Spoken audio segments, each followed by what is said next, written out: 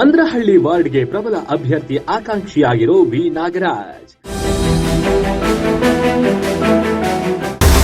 2017ರಿಂದಲೂ ಸತತವಾಗಿ ವಾರ್ಡ್ಗೆ ವಿಶೇಷ ಸೇವೆ ಸಲ್ಲಿಸುತ್ತಿರುವ ಸಮಾಜ ಸೇವಕ. ಜಿಬಿಎ ಚುನಾವಣೆಗಾಗಿ ಈಗಾಗಲೇ ಸುಪ್ರೀಂ ಕೋರ್ಟ್ ಆಗಸ್ಟ್ 31ಕ್ಕೆ ಡೆಡ್ ಲೈನ್ ಕೊಟ್ಟಿದೆ.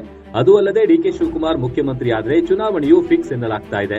ಆ ನಿಟ್ಟಿನಲ್ಲಿ ಕಾಂಗ್ರೆಸ್ ಮುಖಂಡ ವಿ ನಾಗರಾಜ್ ಈ ಹಿಂದಿನಿಂದಲೂ ಚುನಾವಣೆಗೆ ಸಿದ್ಧತೆಗಳನ್ನ ಮಾಡಿಕೊಂಡು ಬರ್ತಿದ್ದಾರೆ. 2017ರಿಂದ ವಾರ್ಡ್ನಲ್ಲಿ ಸಾಕಷ್ಟು ಜನರಿಗೆ ಸ್ಪಂದಿಸುವ ಕೆಲಸ ಮಾಡಿಕೊಂಡು ಬರ್ತಿದ್ದಾರೆ. ಕೊರೋನಾ ಸಮಯದಲ್ಲಿ ಜನರಿಗೆ ಆಸರಿಯಾದ ಜನನಾಯಕ, ಎಸ್ಟಿಎಸ್ ಜೊತೆಗೂಡಿ ಪಕ್ಷದ ಸಂಘಟನೆ ಮಾಡುತ್ತಿರುವ ಚತುರ. ಇನ್ನು ಕೊರೋನಾ ಸಮಯದಲ್ಲಿ ಸಾಕಷ್ಟು ಜನರಿಗೆ ಆಸರಿಯಾಗಿ ಕೆಲಸ ಮಾಡಿದ್ದಾರೆ. ಬಡವರಿಗೆ ಸಾವಿರಾರು ಕಿಟ್ಗಳನ್ನ ಕೊಡುವ ಮೂಲಕ ಅವರ ಬದುಕಿನ ಭಾಗವಾಗಿ ನಿಂತಿದ್ದಾರೆ. ತದನಂತರ ಶಾಸಕ ಎಸ್ಟಿ ಸೋಮಶೇಖರ್ ಜೊತೆಯಲ್ಲಿ ವಾರ್ಡ್ನಲ್ಲಿ ಅನೇಕ ಸಮಸ್ಯೆಗಳಿಗೆ ಪರಿಹಾರ ಹುಡುಕುವ ಕೆಲಸ ಮಾಡಿದ್ದಾರೆ.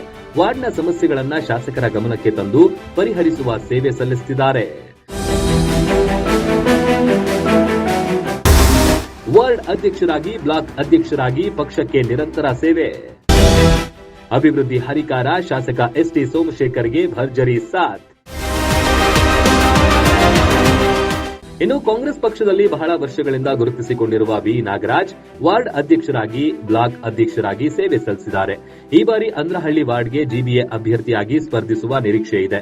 ಅದು ಅಲ್ಲದೆ ಅಭಿವೃದ್ಧಿಯಿಂದಲೇ ಜನಮಾನಸದಲ್ಲಿ ನೆಲೆಗೊಂಡು 4 ಬಾರಿ ಜಯ ಸಾಧಿಸಿರುವ ಎಸ್ಟಿ ಸೋಮಶೇಖರ್ಗೆ ಸಾಥ್ ನೀಡುತ್ತಿದ್ದಾರೆ. ಒಟ್ನಲ್ಲಿ ಈ ಬಾರಿ ಚುನಾವಣೆ ನಡೆದರೆ ಅಂದ್ರಹಳ್ಳಿ ವಾರ್ಡ್ನಲ್ಲಿ ಗೆಲ್ಲುವ ನಿರೀಕ್ಷೆಯನ್ನ ವಿ ನಾಗರಾಜ್ ಇಟ್ಕೊಂಡಿದ್ದಾರೆ. ಪೊಲಿಟಿಕಲ್ ಬ್ಯೂರೋ, ಜನಶಕ್ತಿ ನ್ಯೂಸ್, ಬೆಂಗಳೂರು.